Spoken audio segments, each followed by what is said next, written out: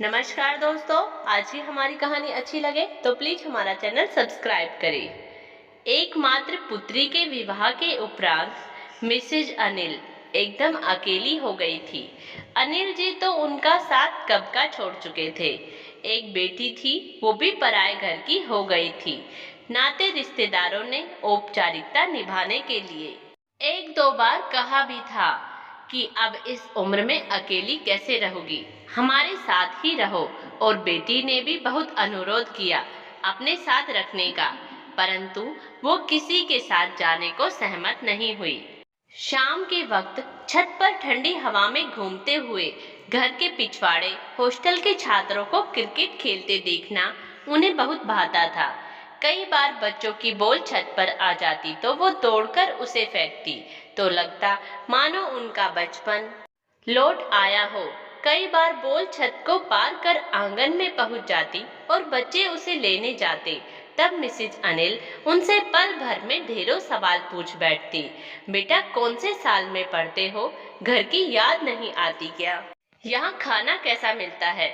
कभी ज्यादा अच्छे मूड में होती तो पूछती, अच्छा पढ़ते भी हो या गर्लफ्रेंड के चक्कर में ही पड़े रहते हो? बताओ किसके कितनी है? और बच्चे कह उठते, आंटी एक गर्लफ्रेंड तो आप ही हैं। ठहरो बदमाशो, अभी बनती हूँ तुम्हारी गर्लफ्रेंड, शैतान कहीं के। और आंटी लड़कों के पीछे दौड़ती तो सारे छात्र हंसते हुए भाग जाते। इस तरह बच्चों से अपनापन बढ़ता चला गया। कभी उन्हें जबरदस्ती अपने हाथ से बनाई खीर खिलाती, कभी तीज त्योहार पर सारे बच्चों को खाने का न्योता दे देती और फिर ढेर सारे पकवान बनाकर बड़े प्यार से खाना खिलाकर भेजती। कई बार मैदान में झगड़ते देख उन्हें डांट लगाने में भी पीछे नहीं रहती। बच्चों को भी उनमें एक माँ दिखने लगी थी। छात्रों की परीक्षा समीप आ गई थी, खेल के मैदान में आना कम हो गया था।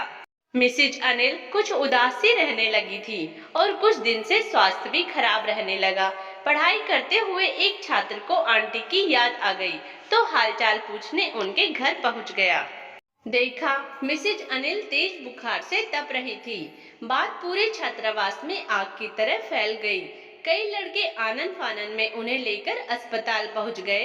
कई तरह की जांच के बाद डॉक्टर ने बताया कि फीवर तो जल्द ही ठीक हो जाएगा, पर कमजोरी बहुत ज्यादा आ गई है, खून चढ़ाना पड़ेगा। इनके परिवार से कौन है? और सारे छात्र एक स्वर में बोल पड़े, मैं हूँ डॉक्टर साहब। मिसेज अनिल अपने इतने विशाल परिवार को देखकर खुशी के कारण अपने आंसुओं को रोक न सकी।